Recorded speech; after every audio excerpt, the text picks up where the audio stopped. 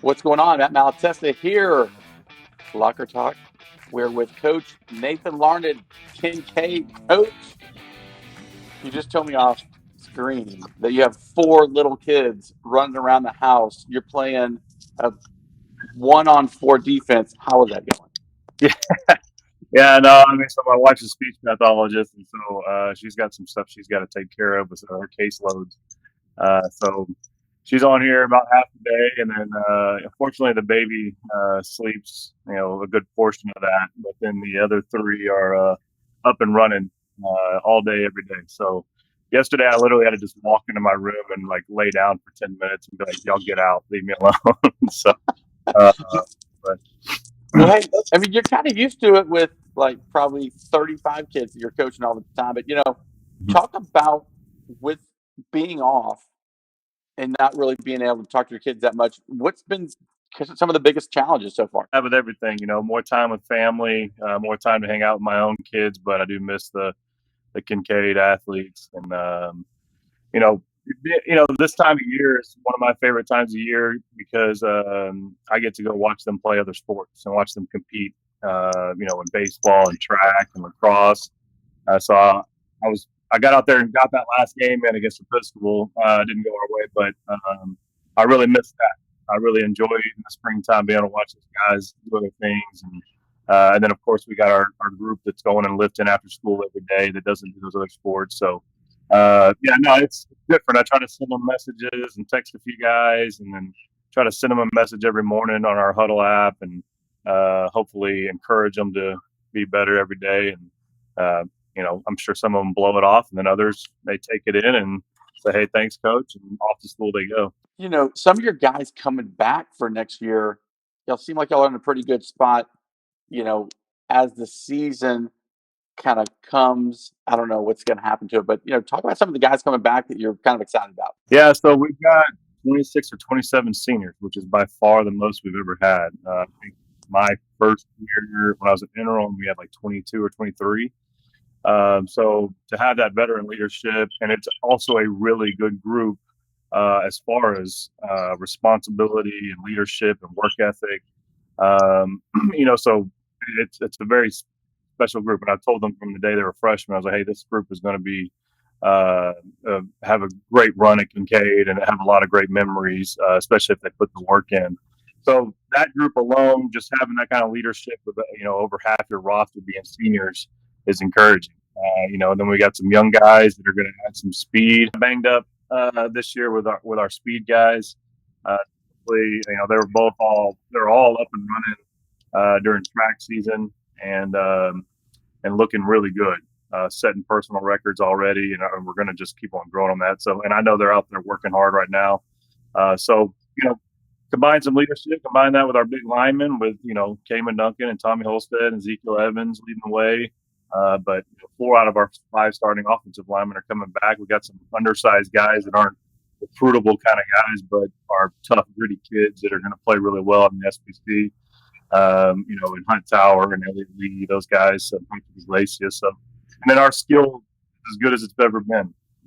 I'd say we're still trying to figure out the running back position, but we got as many receivers and DBs as we've ever had. So got a lot of depth there that we're really excited about. Being one of the elite private schools in the city of Houston, you still have challenges. What are some of the challenges of, being private versus public? Everybody has their issues, So everybody assumes we go out there and recruit all these kids, and that we're basically at middle school games picking this kid and that kid, and it's just not the case. I've never been to a middle school football game in my life. It's outside of Kinkaid, but if they don't get in freshman year, it's very unlikely they're ever going to get in. I think I've had one kid that has come into Kinkaid that played football, and he wasn't a kid that we went and found or anything like some the rumors of what private schools do.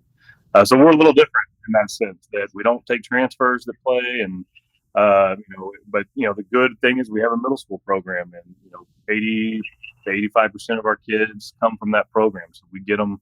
Heck, we even get them when they're in lower school. So anyhow,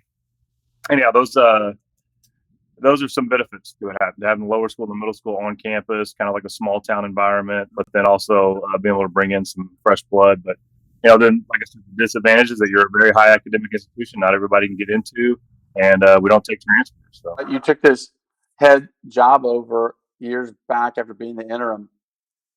What's kind of your messaging on a daily basis? What's kind of your philosophy um, day in and day out over the past several years? yeah, so when I became a head coach, I had never really worked for anybody that developed culture. It was all about that kind of old school mentality. Hey, show up to work, do the work, go home. And so, fortunately, back in, man, I want to say it was when PJ Fleck took the Minnesota job. We started kind of getting into it, and I went and visited him and got.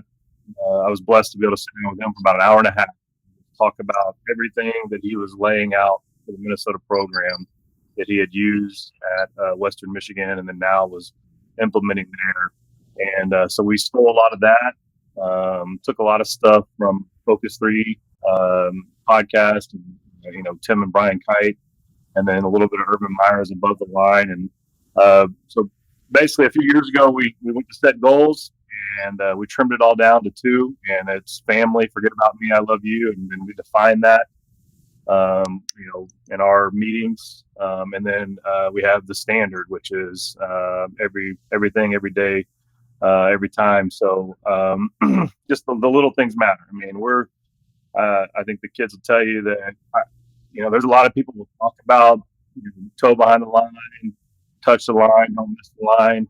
And I think our kids will tell you that it's never, ever acceptable to not do that in a program.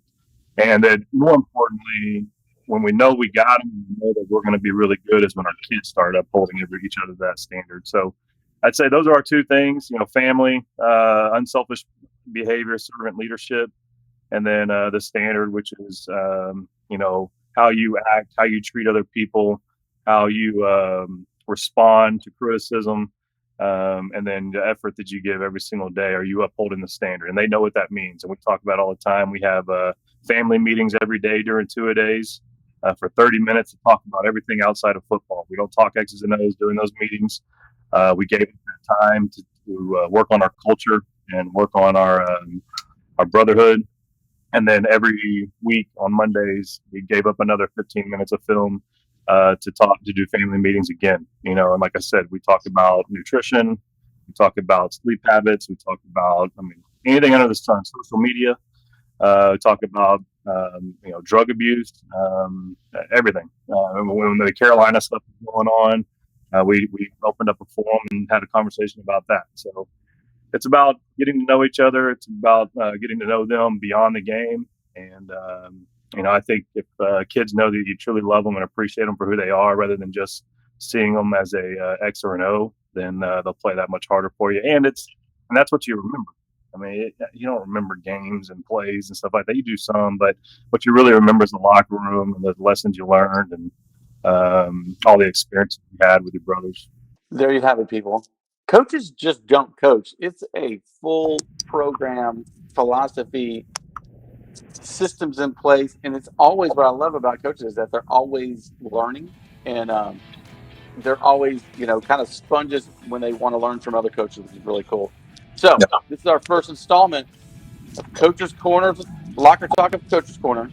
Matt, Coach Larned, at Kinkaid. Hey, let's get back to playing some football. Let's get back to school. Uh, Hopefully, we'll see you in the fall. Good yes. luck. The Kinkaid Falcons are ones to watch. We'll see you off the game.